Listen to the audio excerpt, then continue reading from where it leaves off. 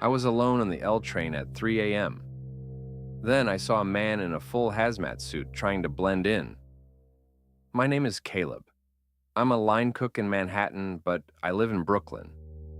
This story's from last summer, when I learned that the MTA isn't just slow, it's hiding things. I finished my shift at the restaurant around 2:30 a.m. Total burnout. I just wanted to crash. The subway station was dead silent. I could hear rats the size of cats fighting on the tracks. When the L train finally pulled in, it was empty. Perfect, right? I could get some sleep. I sat in the middle car, put on my noise-canceling headphones, and closed my eyes. The train started to move. That familiar screech. Screech. Screech. Of metal on metal. I must have dozed off because when I opened my eyes, the train was stopped. Not at a station. In the middle of the tunnel. The emergency lights were on. That low, eerie red glow. I looked around. Still empty. But the doors between the cars were locked. I know because I tried them. That's when the smell hit me.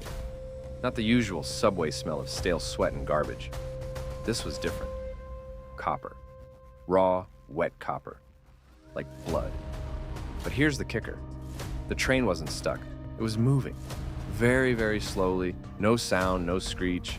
Oh, just a silent glide through the darkness. And the stations we were passing, they weren't stations. They were just old, forgotten tunnels filled with stacks of crates. Massive plastic-wrapped crates. I looked up at the window opposite me. I was alone in my car. But through the glass, in the next car over, I saw someone. A man. He was wearing a full yellow hazmat suit. Just like that story about my neighbor. He was crouched in the corner, holding one of those long, plastic-wrapped tubes from the other story. He didn't look up. He was talking to the tube. I couldn't hear what he was saying, but I saw his lips moving behind the face mask. Almost there, brother. Almost there. And this is the part that made my blood run cold. The tube began to move. It wasn't a mannequin. The plastic wrap started to rip. A hand, covered in that same violet slime from the Philly basement, broke through. It was a normal-looking hand, but it had 6 fingers. The man in the hazmat suit didn't flinch. He just stroked the 6th finger gently. I grabbed the emergency intercom handle. No dial tone. I ripped my phone out of my pocket. 0 signal. I started to panic. I kicked the door to the next car, screaming. The man didn't move. The tube continued to unwrap. Then, the train came to a sudden, violent stop. The hazmat man stood up. He walked to the door connecting our cars and typed a code into a keypad I hadn't noticed before. The door clicked open. But wait, it gets worse. He didn't step into my car. He pulled a small silver canister from his belt and tossed it inside. A cloud of thick, sweet-smelling gas immediately filled the air. My head started to swim. I fell to my knees. The hazmat man finally looked at me. His face mask was translucent. He didn't have any skin on his face, just muscle and bone, sculpted into a permanent grin. The next thing I remember is waking up on a bench at my actual station, 8th Avenue. My headphones were in my pocket. My wallet was still there. It was 6 a.m. I had been blacked out for 3 hours. The officer who found me told me I was probably just drunk and passed out. I quit my job the next week. I never take the L train anymore. I take the bus.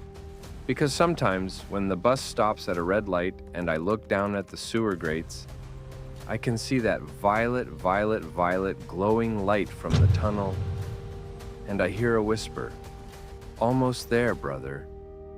Your next shift is starting." The Greyhound bus is a cheap way to travel, but if the driver keeps checking his own reflection, don't close your eyes. My name is Gabe. Back in 2018, I took a Greyhound bus from Chicago to Denver. It's a 14-hour ride. I thought the worst part would be the cramped seats. I was wrong. I sat in the back row trying to sleep. The bus was about half full. A few old ladies knitting, a guy in a military uniform, and a couple of college kids. Normal stuff. The driver was a big guy, name of Miller, or so his ID badge said. Around hour 6, we were on some quiet rural highway in the middle of Iowa. No lights, just cornfields. I noticed the driver, Miller, kept adjusting the rearview mirror. He wasn't checking the passengers. He was looking at his own face, over and over. He'd stare, then smooth his hair, then adjust the mirror again. I figured he was just a vain guy, or maybe tired. But then the bus began to slow down. Miller wasn't tapping the brakes. He was letting the engine coast. He drove the bus right off the main highway onto an old dirt road that led into a massive field of corn. But here's the problem. Nobody on the bus noticed. The old ladies kept knitting. The guy in the uniform kept reading his book. The college kids were still asleep. I was the only one who seemed to care that we were leaving the route. I walked up to the driver's cabin. "Hey, Miller, is there a detour?" He didn't answer. He didn't even look at me. He just kept adjusting that mirror, staring at his reflection, humming a tune that sounded like that violet, violet, violet, violet, violet, violet, violet lullaby from the first story. His skin looked different, grayer, like it was made of rubber. "Miller, we're going the wrong way." I raised my voice. Suddenly, the guy in the uniform stood up. He walked over and touched my shoulder. His grip was impossibly strong. "The path is being made ready, son. Go back to your seat. Don't disrupt the journey." I looked at him. He didn't have a book. He was holding a leather-bound journal. He opened it, and I saw pages and pages of my own handwriting. My daily routine, my fears, my dreams. "Gabe, we've been waiting for you in the second car." And this is the part that made my blood run cold. The other passengers started to wake up. But they weren't people. They all had Miller's face. The old ladies, the college kids, all of them. They turned to me in perfect synchronization and said, "Miller, the project needs completion. Fix the glitch." The bus stopped in the middle of the field.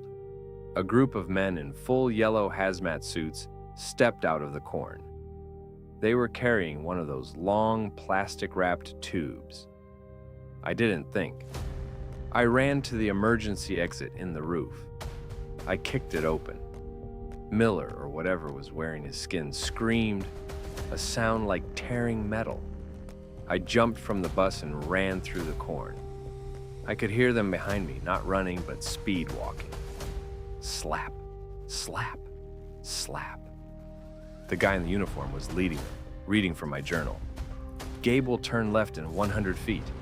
He always turns left." I didn't turn left. I ran straight, for miles. I eventually reached a main road and flagged down a semi-truck. The driver was a normal guy. He didn't have Miller's face. The police found the Greyhound bus the next day, empty. No passengers, no driver. Miller's ID badge was on the dashboard, but it was for a driver who had died in a bus crash 30 years ago. I checked the back of my leather jacket when I got home. Tucked inside the collar was a tiny Polaroid of me running through the cornfield, taken from above, and a note in Arthur's handwriting, "Phase 2 is a go."